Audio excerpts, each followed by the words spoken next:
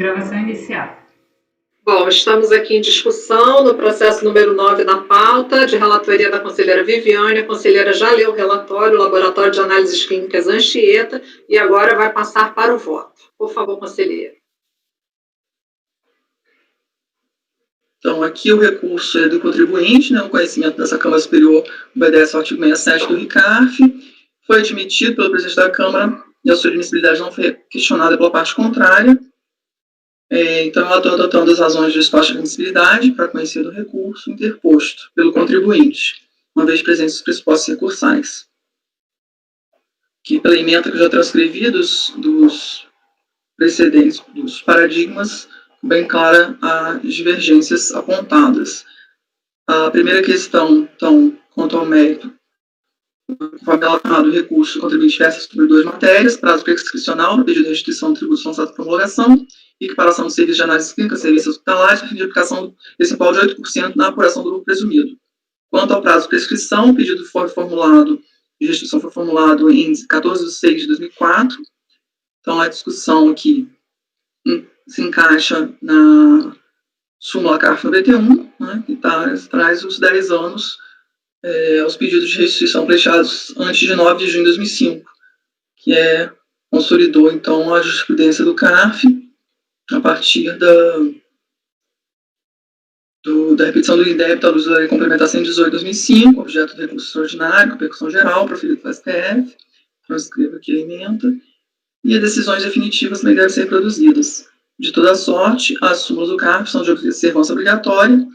Então, aqui no presente caso, está dentro do anteriormente a 2005, dentro do prazo de 10 anos, contada a data dos pagamentos maior. Então, o pedido de restituição se refere aos pagamentos realizados entre abril de 97 e janeiro de 2003, conforme demonstrativo de folhas tais. Então, significa que o pedido de restituição não se encontrava prescrito, deveria ser apresentado até o ano de 2007. Nesse ponto, o contribuinte tem razão. Então, conclui que não houve a prescrição. Quanto à equiparação de serviços de análises clínicas, a época, então, dos fatos geradores, o contribuinte alega abril de 97 a janeiro de 2003, a questão era tratada pelo artigo 15 da 9249. Então, transitou em julgado o RESP, também do STJ, e aqui excluiu o Conselho Tributário de Atividades Hospitalares, apenas as simples consultas médicas, né, como já decidimos em caso anterior, é o caso exatamente do objeto da súmula CARF recentemente editada, 142, a mesma súmula já tratada. Então, devemos observar aqui também a obrigatoriedade das súmulas, com os pagamentos apontados são referentes ao período fora do termo do alcance da prescrição e aplicados ao caso concreto a súmula CARF 142, cumprirá o provimento integral do recurso especial do contribuinte no presente caso. Então, passo do exposto, voto conhecer e dar provimento ao recurso do contribuinte. Ok. Conselheiro André, como vota?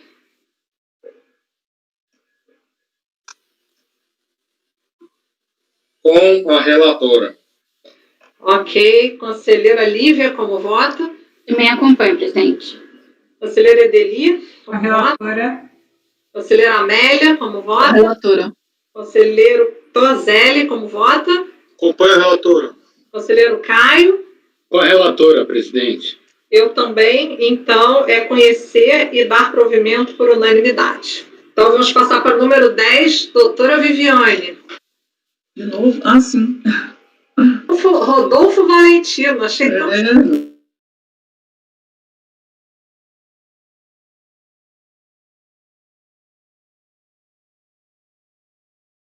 Quando quiser, pode começar. Só abrindo aqui, minutinho. Aqui a questão de decadência. Vamos lá. Nesse caso, o recurso da Fazenda e é aquele recurso antigo na divergência. O recurso por maioria. O equivalente aqui. Então, a decisão do acórdão 101.96438 de 2007, registrou a ementa aqui reconhecendo a decadência, RPJ Contribuição Social, PIS/COFINS, se tratar de tributos cuja modalidade de lançamento é promulgação, esperado 5 anos a contar da ocorrência do fato gerador, sem que a Fazenda Pública tenha pronunciado, considera-se promulgado o lançamento definitivamente extinto do crédito. Então, os membros da Câmara acordaram, vencido o relator, vencido um dos conselheiros, que não acolhia a decadência. Então, autos aqui de infração, referência ao calendário 98, foram lavrados em face do contribuinte pessoa física, ter sido equiparada à pessoa jurídica, pela constatação de atividade de comerciante, seguindo-se o arbitramento do lucro, com base nos depósitos bancários, cuja origem não foi comprovada. Ao apreciar a impugnação, a turma de julgamento da DRJ decidiu, nos termos da emenda, eu transcrevo também, tratar de processo mais antigo, manteve o lançamento integralmente. Conformado, o contribuinte então apresentou recurso voluntário ao antigo Conselho de Contribuintes, que deu provimento parcial. A PGFN, com fulcro então, no inciso 1º do artigo 7º do então Regimento Interno da Câmara Superior, aprovado pela Portaria MF 147, 2007, em face de decisão não unânime, interpôs recurso especial que alega contrariedade à lei em relação à matéria termo inicial do prazo decadencial penal para lançar tributos sujeitos ao lançamento por promulgação. Alega em síntese que o tributo, então, o contribuinte não antecipa, o tributo do lançamento por promulgação, que o contribuinte não antecipa o pagamento dos tributos recolhidos, o termo inicial do prazo decadencial segue o disposto no 731, CTN, primeiro dia do exercício seguinte a que ele poderia ser efetuado, e não o prazo 150, a entrega da declaração de ajuste não pode ser considerada medida preparatória indispensável ao lançamento, não tendo como dono de antecipar o prazo decadencial para a Fazenda, na regra do 173. Então, o entendimento contra respaldo na forma reiterada de julgados, Conselho e Poder Judiciário. Dessa forma, não estaria extinto o direito do crédito tributário relativo ao ano do calendário de 98, mas o termo inicial seria 1º de janeiro de 99, findando assim 31 de dezembro de 2003. O lançamento foi efetuado em 11 de dezembro de 2003. Requer o conhecimento para afastar a decadência. Caio está conectado, tá? A Viviane que ficou cinza. Viviane congelou. Deu pra Agora ler? voltou. Tá ótimo. Deu pra Tá ouvir? tudo bem aí, gente? Tá todo mundo bem? Tá, então pode continuar, Viviane. Só. Agora saiu o meu voto aqui, um minutinho.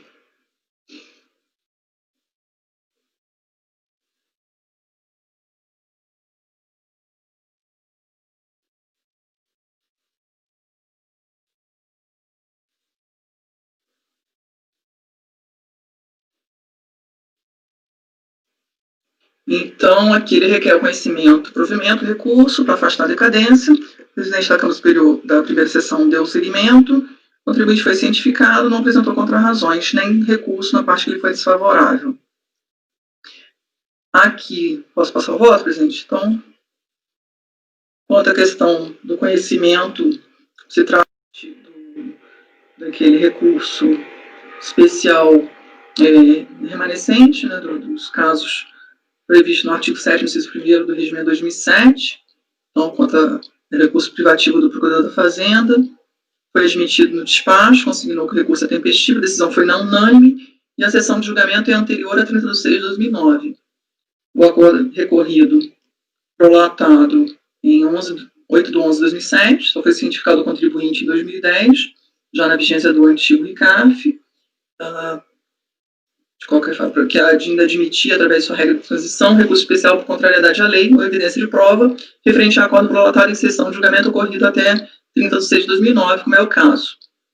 E ainda mais aquela regra de transição prevista no RICAF de 2009, foi mantida pelo atual RICAF de 2015, estabelece em artigo 3º, né, os recursos com base no inciso 1º do caput 7º da Portaria 147 de 2007, interpostos contra acordos proferidos em sessão de julgamento anterior, a vigência daquele RICAF de 2009, são processados de acordo com o rito previsto nos artigos daquele regimento. Então, aqui eu trago só a consideração de que a admissibilidade dessa modalidade recursal é a mesma da admissibilidade de recurso extraordinário da Constituição.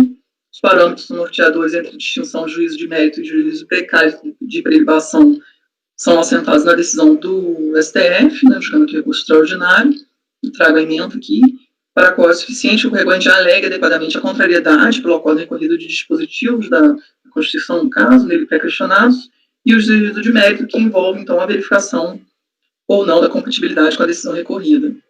Então, assim, à luz da orientação desse precedente judicial, pode se aferir que o recurso apreciado é de cognição ampla, sendo pressuposto, então, a falta de nulidade da decisão recorrida, a simples alegação de contrariedade à lei ou evidência de prova. Como se vê, então, dos autos, se esses pressupostos foram atendidos, deve ser admitido, o colegiado próprio fez decisão não unânime, nos favor, caso em tese, também restou demonstrado que o despacho, o próprio despacho de admissibilidade reconheceu a contrariedade ao artigo 173 do CTN, prefeito de definição do termo inicial do prazer credencial, que é, então, a matéria de mérito a ser apreciada. Então, eu conheço o recurso, vejo presente os pressupostos recursais. Quanto ao mérito, então, a matéria é essa, né, do termo inicial, decadência. A autuação compreende períodos referentes a todos os períodos do ano calendário 98, trimestrais para RPJ e contribuição social, mensais para PIS e COFINS. O lançamento ocorreu em 11/12/2003. O acordo recorrido reconheceu a decadência da RPJ contribuição para os 3 primeiros trimestres de 98 e os fatos geradores mensais anteriores a dezembro de 98 no que toca a PIS e COFINS, aplicando o prazo dos 150 CTN, sem cogitar de haver pagamentos ou não. Eu transcrevo aqui o trecho do acordo recorrido, né, que registrou, então, a questão da decadência. Considero que a matéria da STJ, então, já está definida no RESP 973733, já aplicado aqui nessa turma de julgamentos desta data, anteriormente. Então, prazo do conhecimento dos senhores, então, para não prever o pagamento como isso não ocorreu, aplica-se, então, a contagem pelo 176 do CTN. Estamos obrigados a observância. Aqui, no caso, não houve constatação de dolo, fraude ou simulação. Da mesma forma, em análise de títulos autos, constata não há notícia da ocorrência de pagamentos antecipados, como se relatou o traço de contribuinte pessoa física, foi equiparada a pessoa jurídica para constatação da atividade comerciante, sendo o lucro arbitrado, por completa falta de escrituração contábil. Então, a única declaração, ademais, a única declaração apresentada nos autos é da pessoa física, sem ter apresentado qualquer imposto a recolher. Também não apresentou contra-razões para infirmar a tese levantada pela PFN, que se afirma a ausência de pagamentos. Então, diante de tantos indícios contrários, não cabe a este órgão julgador avançar em mais pesquisas, restando constatar efetiva a falta de cumprimento dos pressupostos vinculantes da STJ, que deslocaria, então, a tese para o artigo 150. No caso dos autos, aplica-se 173, se desloca pelo primeiro dia do exercício seguinte aquele que poderia ter sido efetuado. O lançamento foi cientificado em 11 de dezembro de 2003, não há que se falar em decadência, em relação aos 3 primeiros trimestres de 98, quanto ao RPJ de contribuição social, tampouco para os períodos de apuração até novembro de 98, quanto ao PIS e a COFINS, pois o termo decadencial inicial seria 1º de janeiro de 99, então, seja para mensais até novembro de 98, ou trimestrais até o 3º trimestre, findando, então, 31 de dezembro de 2003, dentro do prazo que ocorreu a autuação. Então, nesse sentido,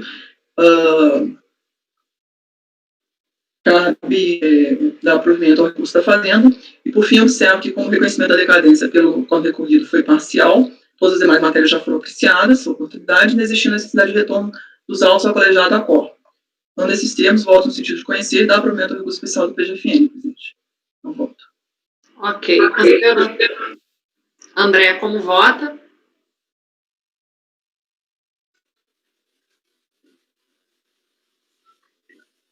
Relatora.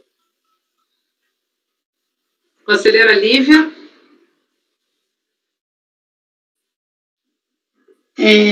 No caso, ele apurou o imposto de renda da pessoa física, ele apurou o imposto devido.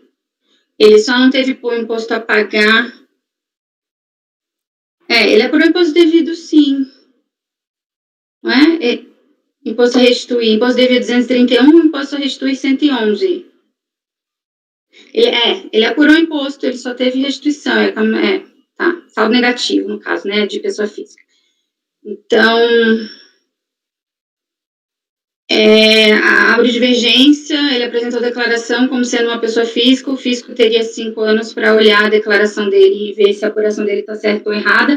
Ele não podia, estava pensando alto aqui se ele deveria ter apresentado se aplica essa decisão para as contribuições, mas o que se espera dele é que ele se comporte como ele fez, e ele se comportou como pessoa física. Eu tinha 5 anos para olhar e falar que ele não era. Então, divergência para considerar a decadência. André, acho que quer falar. Conselheiro André, por favor, com a palavra.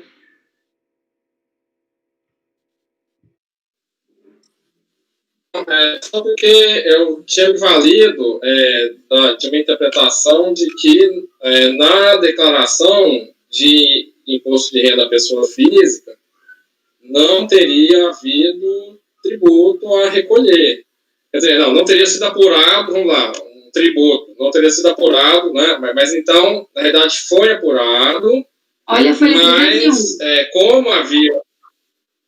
então, como havia uma restituição...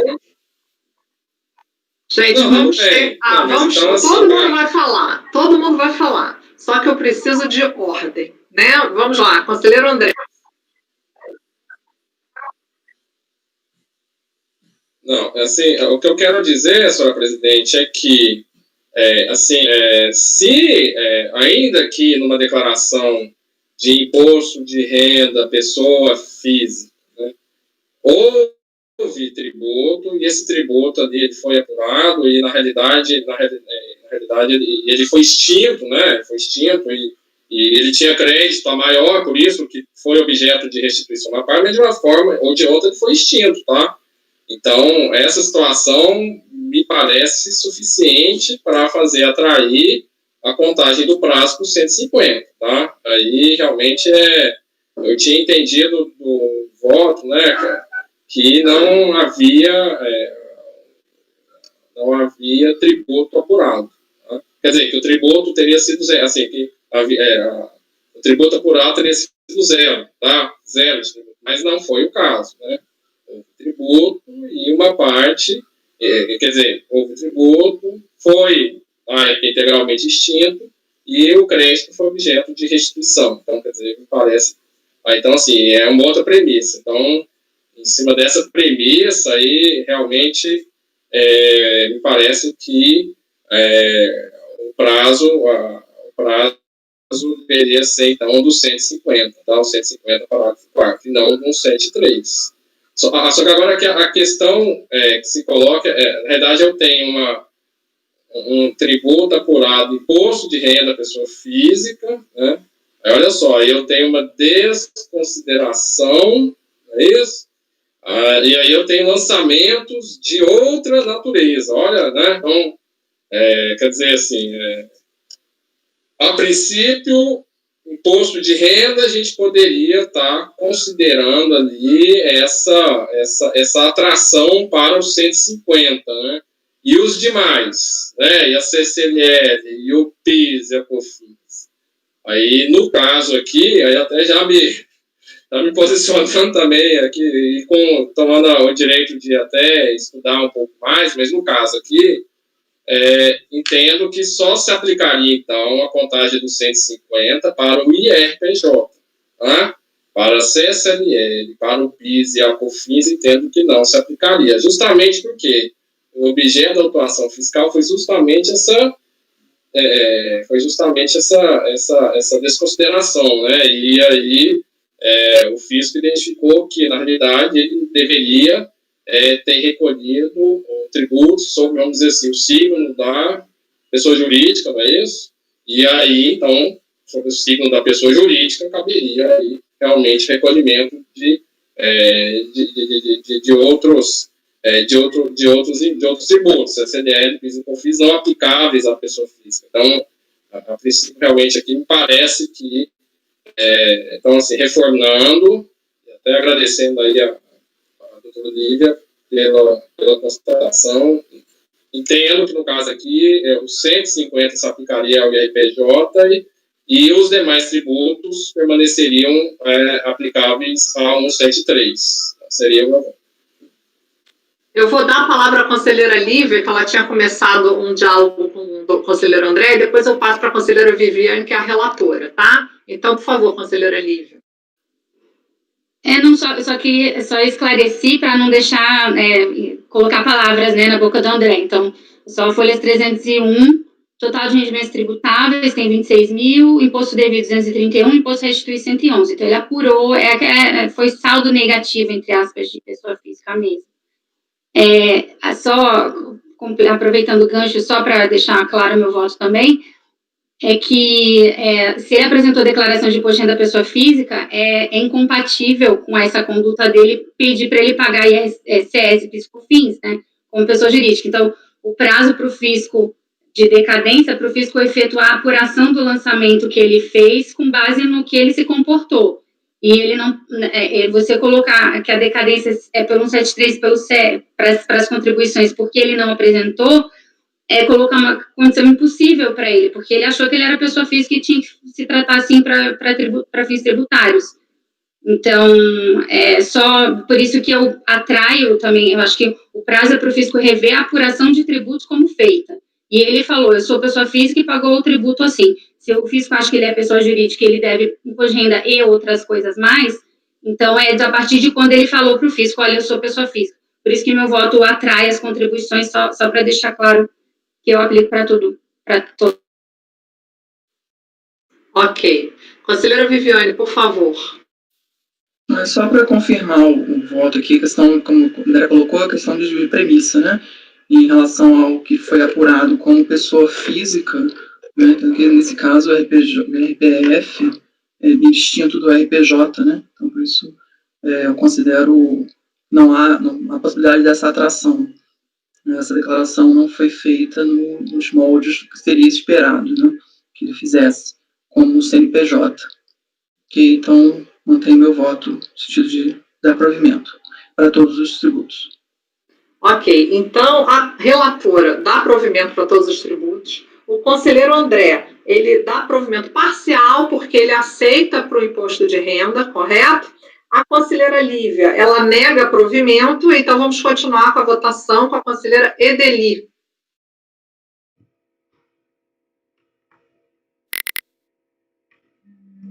Só ia passar. O caso é de arbitramento de lucros, equiparação de pessoa física a pessoa jurídica, pessoa física que entregou a declaração de rendimentos informando o rendimento recebido de pessoa jurídica por vínculo de trabalho assalariado com dedução de contribuição previdenciária e que movimentou em sua conta bancária valores sob justificativa de que não mais conseguindo emprego, passou a transacionar compra e venda de cereais. E ele não indica nenhum resultado decorrente dessa atividade na sua declaração de imposto de renda pessoa física. Ele sequer arguiu a decadência em sua defesa porque não tinha nenhuma apuração para oferecer como atrativa do 150. A decadência foi dada de ofício no suposto de que, por ser lançamento por homologação, então seria sempre aplicável 150, né? Então, eu não exigiria o pagamento, né? Para mim seria suficiente a apresentação de uma apuração, e aqui não tenho dúvidas que o contribuinte não ofereceu, além de não ter oferecido nenhum pagamento, também não ofereceu nenhuma apuração, por isso acompanho a relatora pelas conclusões. Conselheira Amélia.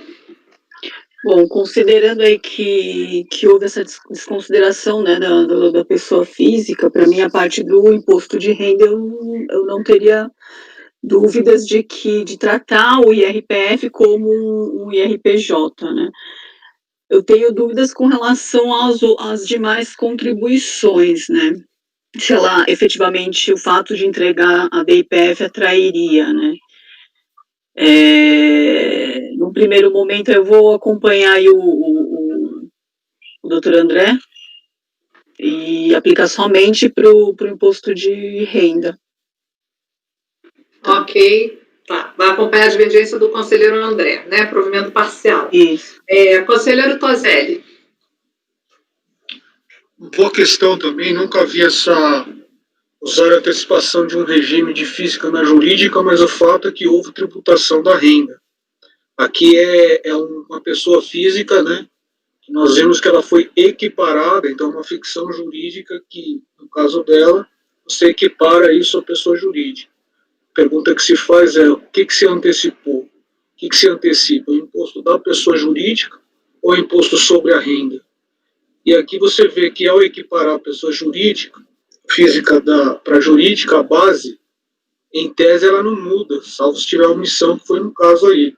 Mas o fato é que ele pagou o imposto de renda na pessoa física, e isso, ao meu ver, pode sim configurar antecipação para a IR. E com relação às contribuições, você poderia tomar dois caminhos. Um como sendo um mero reflexo, caindo o IR, cairia tudo. Ou você trata como tributos autônomos, como não houve antecipação de pagamento, você atrairia um 73 só para essas contribuições. Nesse primeiro lance de olhar, me parece essa ser, digamos, o melhor caminho por hora. É um assunto que demandaria muito mais tempo de estudo, porque a questão é muito boa, mas agora por hora eu estou convencido que você só aproveita a antecipação para o IR. Então também acompanho a divergência do conselheiro André. Conselheiro Caio, como o senhor vota?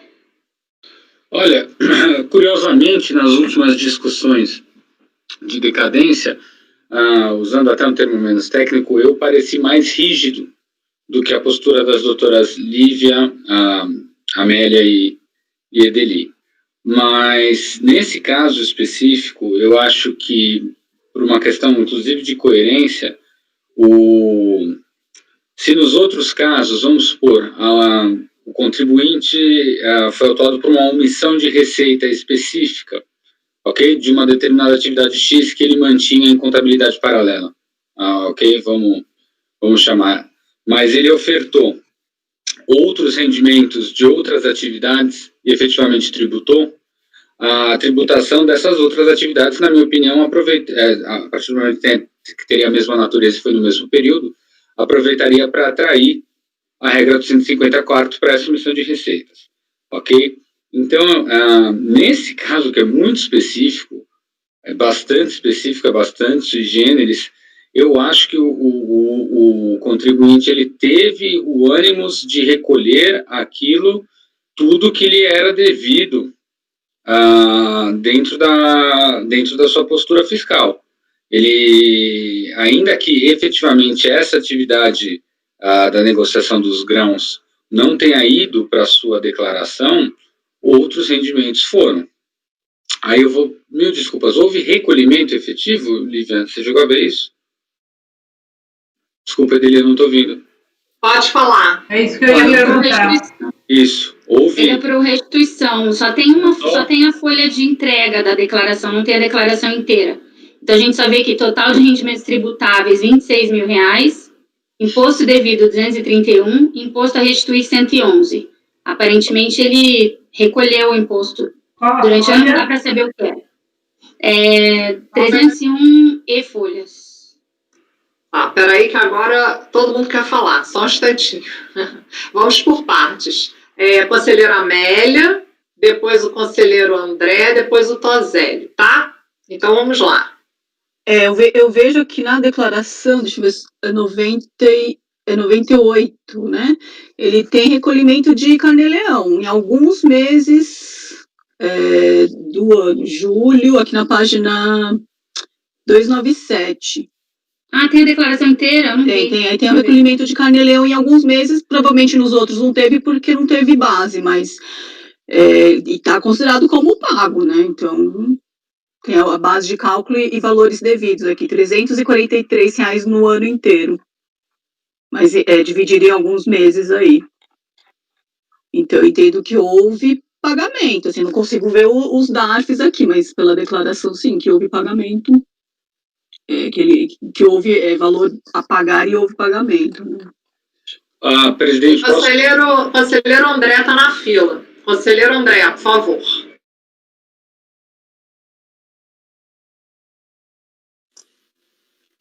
Depois o senhor vota, conselheiro. Só para até é interessante o aspecto que o Dr. Caio coloca, de que ele entendeu que houve um ânimos para um pagamento do tributo, né? Eu visualizei de uma maneira um pouco diferente, Dr. Caio, que, na verdade, o ânimo aqui foi no sentido de se buscar uma tributação mais favorecida, né? E aí, nesse contexto, né, quer dizer, com esse ânimo de se buscar ali a tributação mais favorecida no contexto da pessoa jurídica, dentro da pessoa física, justamente, né, em tese ali,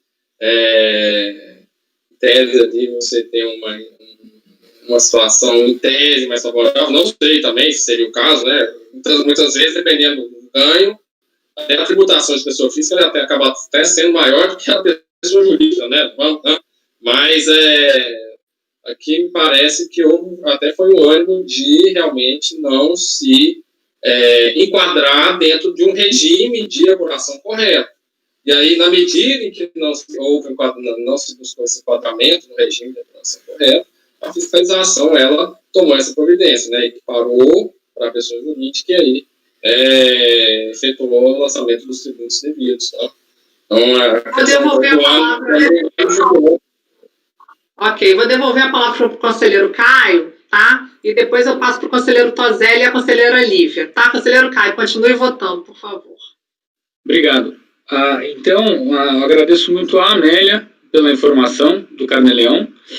Também agradeço ao André pelo esclarecimento, mas nesse caso específico, eu realmente entendo que, para fins de decadência, que é objetivo, eu entendo que a abordagem subjetiva do Dr. André é bastante importante, de aqui, talvez, o contribuinte se portou dessa forma para, então, eu acho que para fins da apuração da decadência, se houve o adiantamento dos tributos.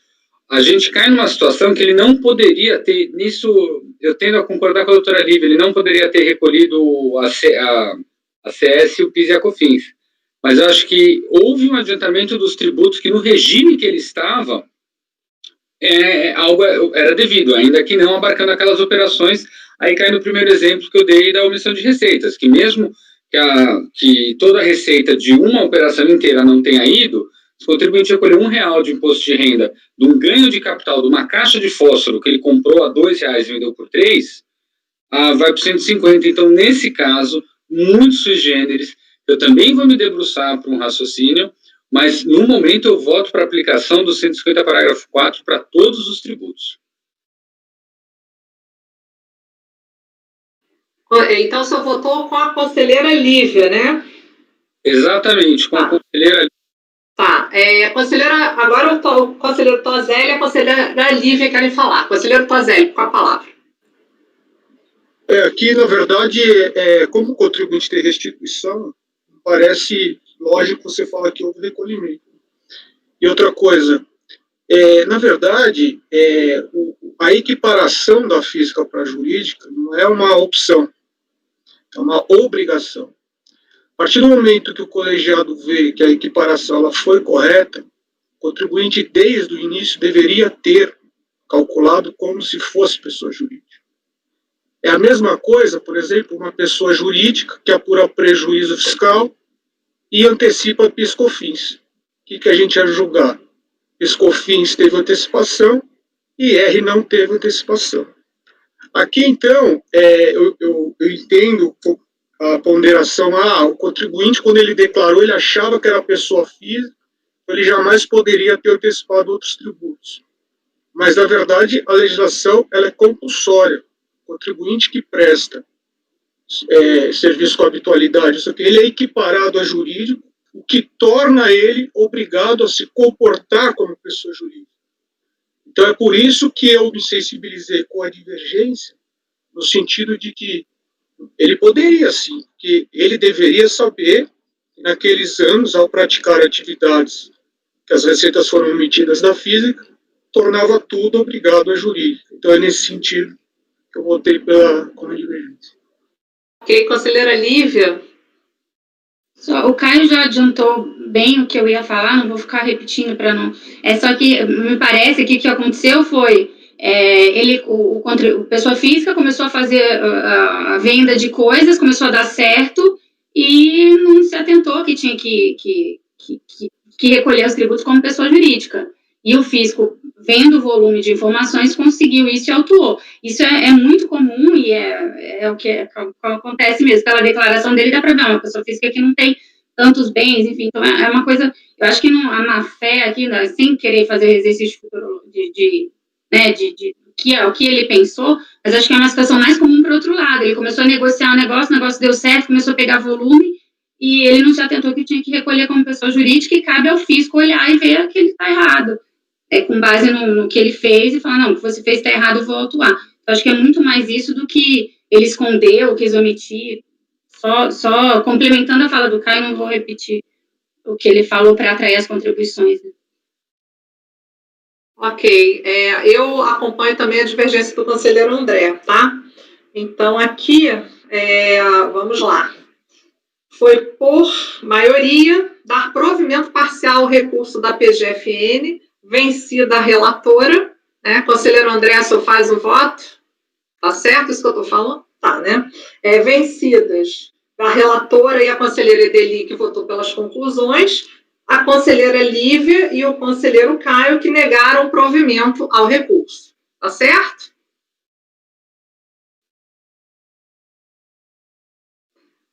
É isso mesmo, né?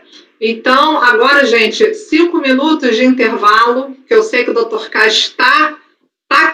Então, vamos parar a gravação. Ele só me dá um retorno. São muitos botões para apertar. Parando a gravação.